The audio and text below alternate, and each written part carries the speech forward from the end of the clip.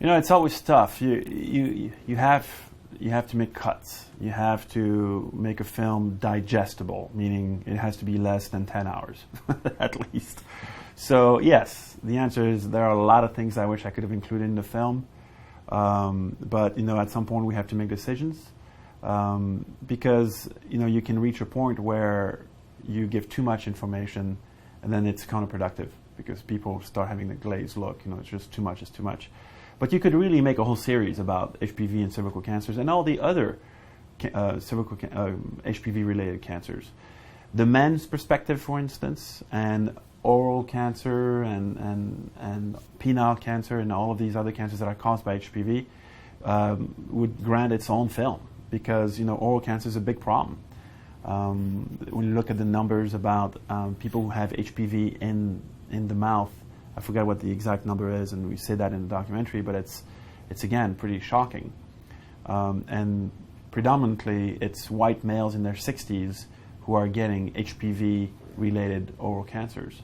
So that's a whole other topic. The toughest thing is to not tell someone stories that you filmed. And like Mark was saying, Bonnie, she had anal cancer, which was HPV caused. But at some point, we had to make a decision that we wanted to make a film about cervical cancer, and we had to kind of focus on that. It was a very, very tough decision because, Bonnie passed away in the middle of the production as well. And so we will probably make a small version of Bonnie's story for the web. She has a website which we're helping to keep alive, which is very informational. And so, but yeah, there's a lot of things I wish we would have included, but at some point you got to make the cuts for the benefit of the story and to make sure it's still entertaining and interesting and educational. Yeah, I agree with everything you said. The thing to me that, you spend so much time with these people and you end up finding out some very interesting things about their lives and what's going on. And originally, a big part of Kelly's story was going to be her relationship and how her relationship was affected by her diagnosis.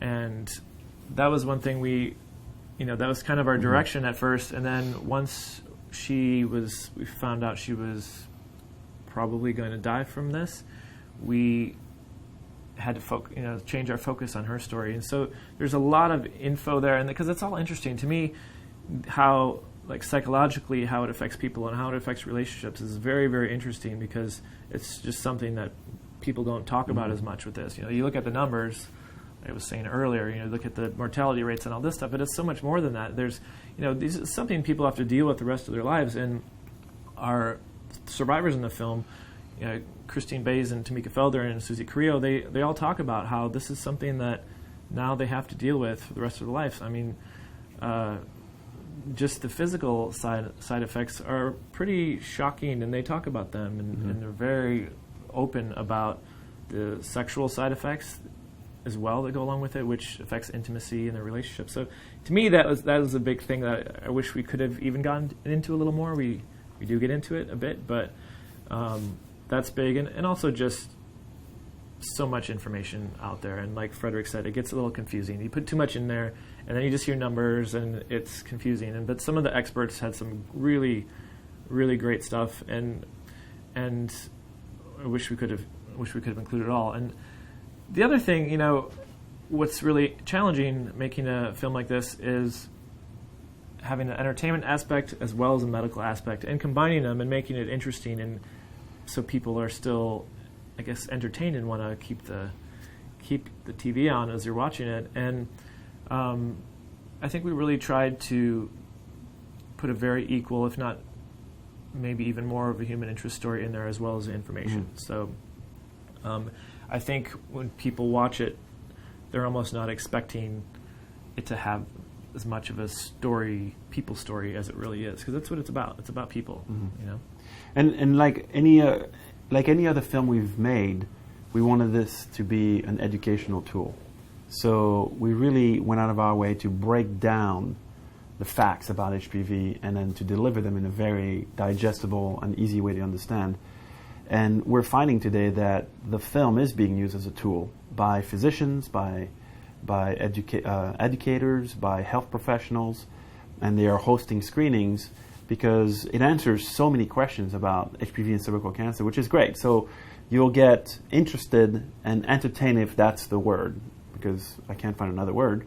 But also you'll walk away with a lot stronger understanding of what HPV and cervical cancer is. And that was a big deal for us because we didn't want just people to freak out and walk out and say, oh, what is this HPV thing? It looked horrible, and these people had terrible experiences. We also wanted to let them understand that it doesn't have to be scary, and here's why.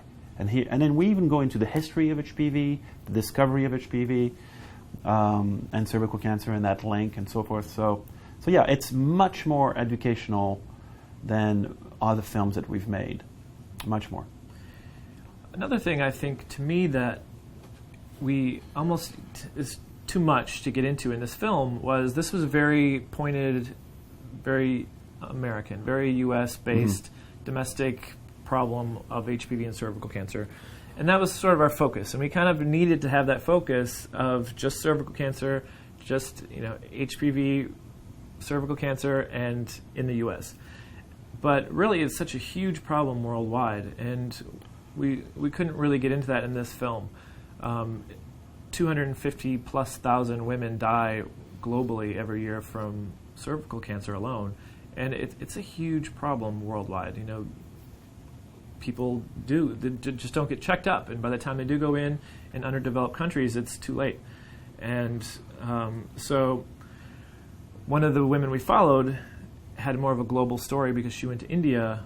India has one of the highest mortality rates from cervical cancer, and she wanted to promote this. And so she went to India, broke a world record by paddleboarding down the Ganges River in India, and we decided to take her story and make it her own film. So in that other film, it's called Lady Ganga, which will be out soon, that's really focusing on the global problem of HPV and cervical cancer, whereas Someone You Love, the HPV epidemic, is the U.S. domestic problem.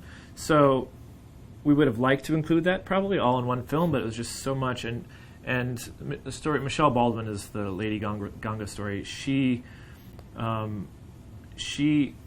what happens in her story, it just reaches out to the world, and it's quite fascinating actually in how this one person can really affect things all around the country, around the world. So we're very excited about this film, Lady Ganga. So if you're interested, go to ladygangathemovie.com and soon ladyganga.org, and then you'll find out a lot more about it. But like Mark said, it's about the global problem of HPV and cervical cancer.